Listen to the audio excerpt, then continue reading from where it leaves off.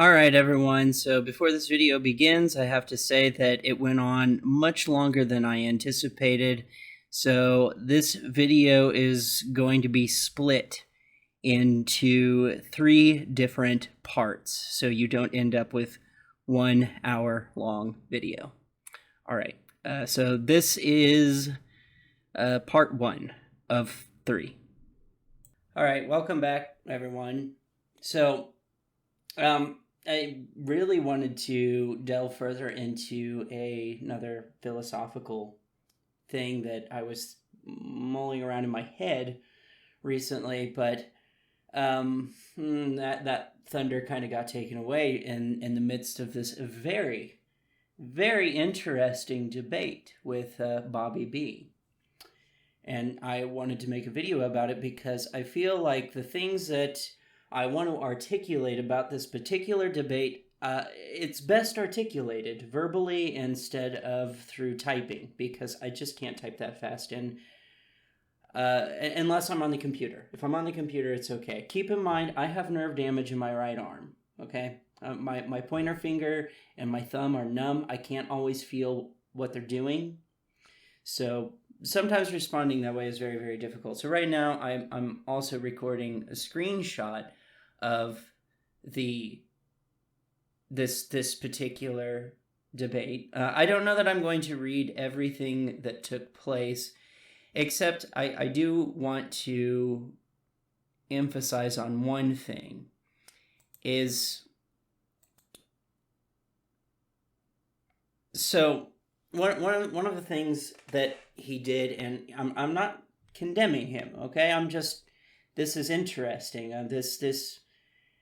This goes against what I've been taught in philosophy and logic and critical thinking, and that's fine, because I think colloquially we don't use these things. We don't do it.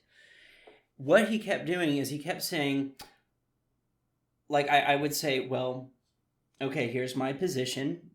By the way, I don't know why I have so many right-wingers on my channel. It's fine. It's fine that there are right-wingers on my channel and that there's so many of you. But you do know I'm a leftist. Like, I'm not making that a secret. It's not a secret. Yes, I did start off doing... Actually, I started off doing video game videos. And I did start off doing anti-SJW videos. But when anti-SJW turned into right-wing talking points and a means of targeting marginalized people, I didn't want to do them anymore. That wasn't the point. The point was a lot of these SJW-y, woke scoldy type people were not anti-authoritarian. They were very, very pro-authoritarian, and they did a lot of things that were very, very ridiculous.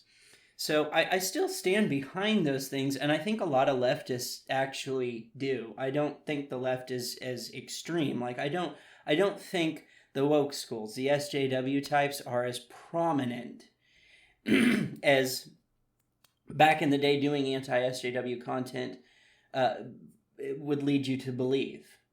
And that's one of the reasons I stopped doing it, is just it was leading people to a place I thought that was harmful.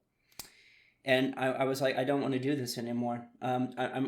Because the right, I started seeing, far right ideologies being pushed, and I thought those were tremendously more dangerous, and turns out they in fact are, and people have been targeted and murdered because of them. I don't know that anyone was targeted and murdered because of making anti-SJW content in the sense of, like, well, hold on a minute. Just because somebody doesn't want to sleep with you, that doesn't make them an ism. Or I'm getting way off a topic. This is why I wanted to do. Again, this is another video I wanted to do with Cassandra, my friend Cassandra. She's on away right now, but I could end up rambling and end up talking about something I saw on TV last month. So I like to reflect, but I'm going to have to do it myself. So this was one thing I thought was interesting. He kept making the assertion. It's an assertion to say life begins at conception. My question to that is, okay, why? Why does life begin at conception? Why do we consider that? And I also think that position is very interesting because I don't know that the abortion debate is necessarily about the definition of what life is or is not. I think it's a debate of ethics and morality. And I had this discussion with a friend of mine, not that it's relevant, but he's a biotechnician. So science is very important to him. I suppose that's important to the conversation I had with him. But I was talking to him about this. I said, this is very interesting. I don't know. And he said that even science has a hard time definitively giving a definition as to what life is or isn't, when it begins, when it doesn't begin. We call prokaryotic life. Well, I'm a prokaryote. You're a prokaryote. My cat's a prokaryote. The tree outside is a prokaryote. But we say that eukaryotes are life. Bacteria, single-celled organisms, the cells in our body, these are life. They're biological organisms. Then you get into other questions like consciousness, self-awareness, our autonomy, the ability to interact with reality itself and do things, change things, a beaver cutting down a tree or something like that, or, consuming resources, interacting with the environment and having an actual cause and effect relationship with reality. These are things like, okay, so a tree does meet some of those qualifications, but I would say that a tree is not self-aware. But another thing is that a tree does have the ability to interpret pain, which is interesting. Plants do have this ability. They're not self-aware, but they have some semblance of autonomy. They actually have an impact in the world around them. There are carnivorous plants, for example. They eat bugs. That's a cause and effect relationship with the reality around us. And we consider all kinds of things life that we oftentimes don't really think about. Bacteria is the biggest one in my mind. It's like that is technically life. But do we consider it life in the same aspect that we consider a human being or a cat or a plant a form of life? And we hold life at different values. Like, for instance, the value of the life of a bug is significantly different than the value of life of that of a tree, or that of a cat, or that of a fish, or a human being. And then you have something like a sperm cell. Well, that's a living organism. It's a cell, and it's a living. It's a eukaryote, I believe, and it's alive, but I don't know that we really consider a sperm cell. We consider it alive, but we don't hold it in a high value of, like, I mean, if that were the case, I think people who are really, really big fans of Leviticus and Deuteronomy probably hold sperm cells in high regard, but most people don't. Most people are like, I produce sperm, males, we produce sperm till the day we die. It's like out with the old, in with the new. Actually, that helps keep your sperm pretty alive and fresh. So I don't know that we hold high value to that. It's a eukaryotic cell, and we expel it out of our body. It's essentially a mucus produced by a gland. And we expel it, like, down the sink, into the toilet, down the drain of a bathtub, whatever, into a sock, I don't know, whatever. So I don't know that we hold that in high regards.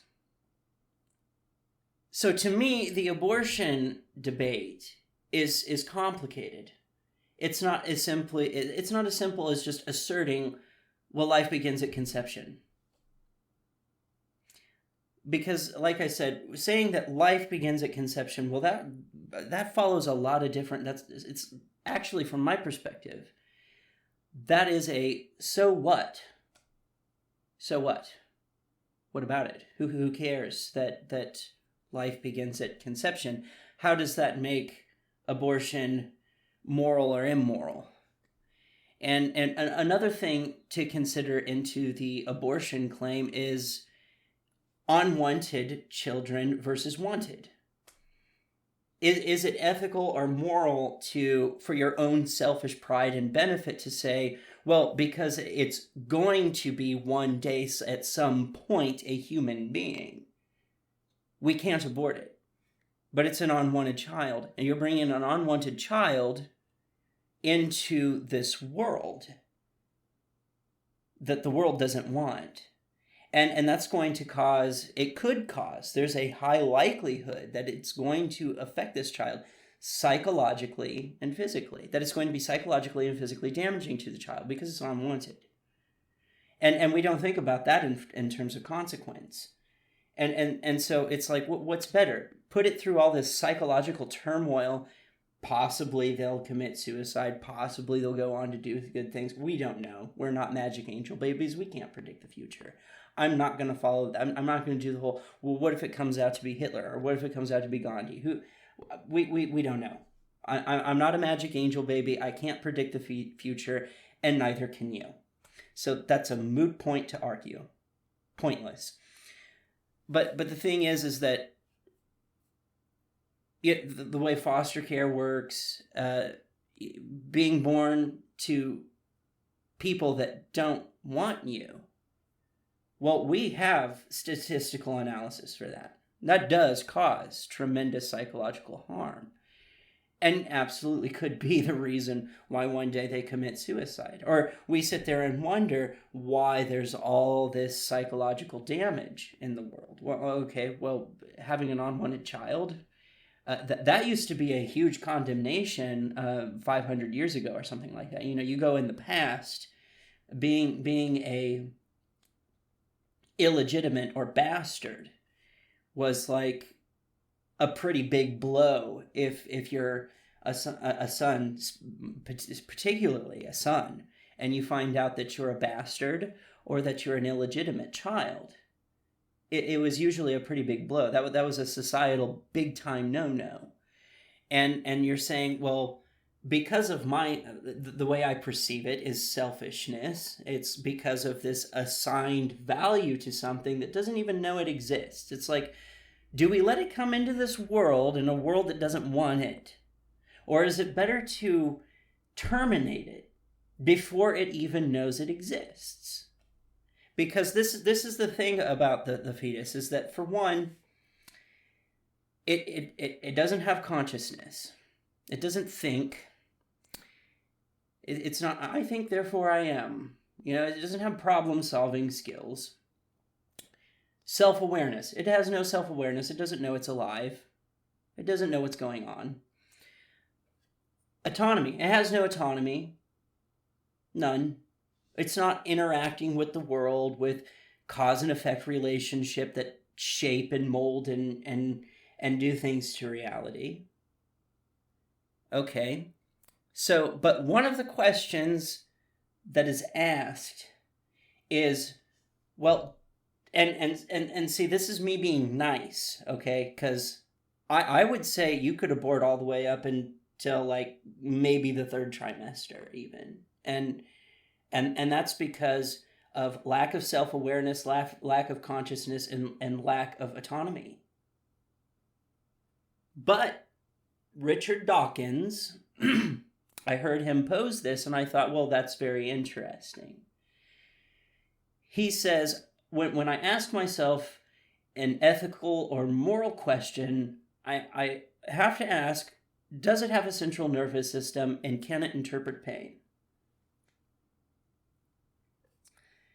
Well, I've talked to my friend Jim about this, and he said, well, the central nervous system, it doesn't develop until the 2nd trimester, so it makes sense that we'd stop aborting fetuses after the 1st trimester, because that's when it develops a central nervous system and thus therefore can interpret pain.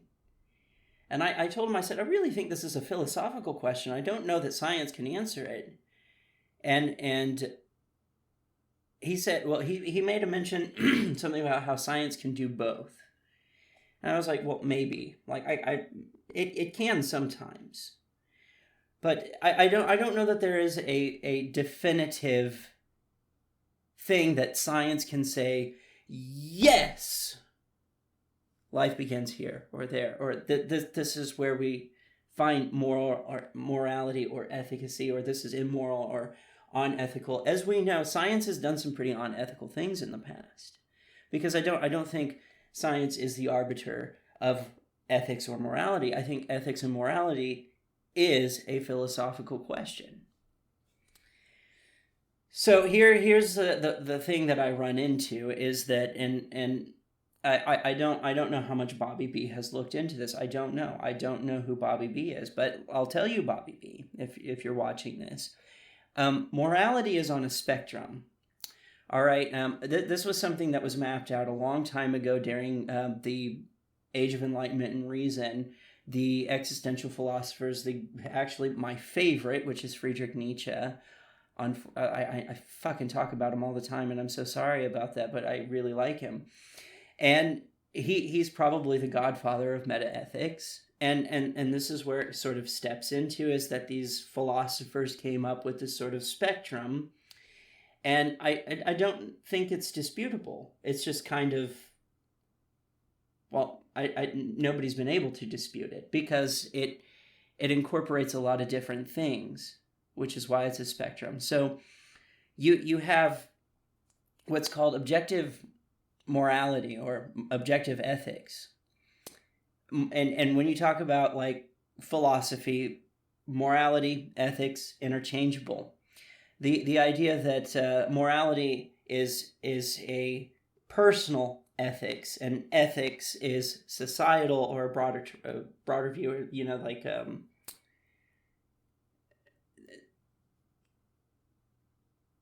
what is the word for that? Micro and macro. That's it. So the point of view that ethics is the macro and morality is the micro. Well, I'm going to explain to you why that doesn't work when we talk about metaethics. Is because, so you have objective morality or ethics, which is unlikely, very unlikely to question morality and ethics. And then you have, like, sort of in the center of that, you have what's called moral relativism, which is where somebody's just like, morality can't be determined either way. I don't know. That's a really annoying position. and then you have moral subjectivists, which is what I am, which is somebody who's more likely, have a higher likelihood of questioning morality and ethics. It's like, why is that wrong? Why do we determine that this is ethical or unethical or moral or immoral? Why do we say that? Why does society think that? Where do we get this from? It also plays in being moral subjectivity, also plays into a role of putting things in a different category. Like, this is why the question is asked. If a loved one is dying and you can't do anything about it, but there is a cure, and unfortunately the only way you can get this cure is to steal it from a pharmacy. Now, see, to me, theft has like a ranking to it as opposed to letting someone die. Murder is probably about the biggest civil rights violation you can make on a person, and there's a whole line of thinking behind that. It's not just one simple blanket statement as to why that is. There's a huge line of reasoning behind why murder is the most unacceptable thing you can do, along with child molestation. And then you go below those two things, and then you get into abuse, battery, things like that. And then below that, or in that category, like rape is somewhere up there too. That's pretty high in the no-no area. And but when you get to theft on like as a moral subjectivist, theft is way down there at the